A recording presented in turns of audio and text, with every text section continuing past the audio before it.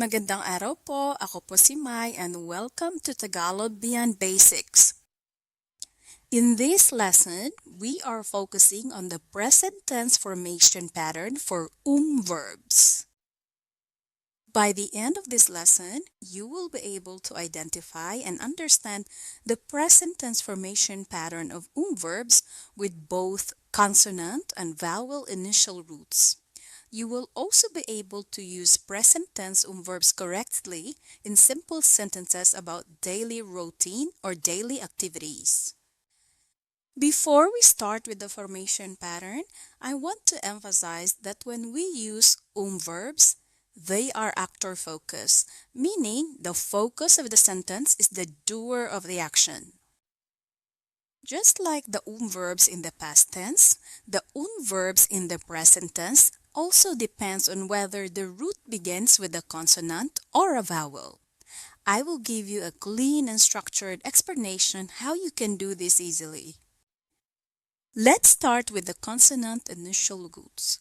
For the roots to start with the consonant, our formation pattern will be consonant plus plus vowel plus the root. So kain, which means eat, becomes kumakain, which means eating. Now, for the roots that start with a vowel, our formation pattern will be plus vowel of the first syllable plus the root. So we have inom, which means drink. It becomes umiinom, which means drinking. Here are some common verbs in its present tense form. Gumigising, waking up. Bumabangon, getting up or rising from bed. Kumakain, eating. Umiinom, drinking. Pumapasok, going in or reporting to work or school. Dumadalo, attending a class, a meeting, or an event. Umuupo, sitting down or being seated. Tumatayo, standing up. Umaalis, leaving or going out. Umuuwi, going home. These verbs form a tight, high-frequency cluster of verbs in its present tense forms that naturally appear in daily routine oration. You use these present tense forms when you are telling a story about what you usually do each day. Let's review first our formation pattern before we proceed to our sample sentences. So for our consonant initial, our formation pattern is consonant plus plus vowel plus the root. For our vowel initial, our formation pattern will be plus the vowel of the first syllable plus the root. Now, here are our daily routine sample sentences. Gumigising ako ng maaga. I wake up early.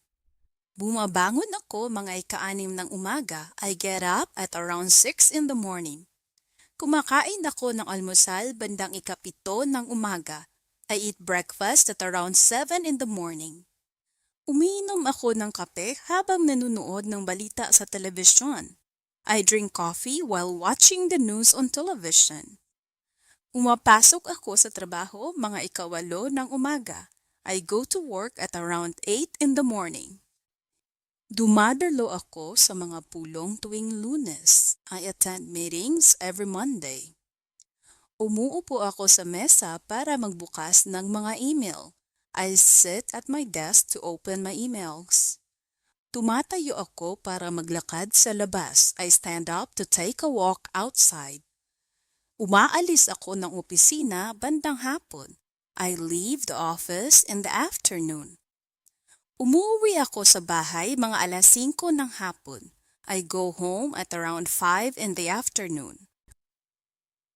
These are samples of verbs in their present tense forms that are very useful when you are narrating your daily routine or daily activities. When you master the formation patterns of verbs in the present tense, it becomes much easier to narrate your daily routine, especially when you are asked in your interview, ano ang karaniwang ginagawa mo araw-araw? So master the commonly used root verbs, their formation patterns, and you will move closer to the fluency and higher proficiency rating you are aiming for. O sige, kita-kita ulit tayo sa susunod ha. Hanggang sa muli. Paalam, ingat po.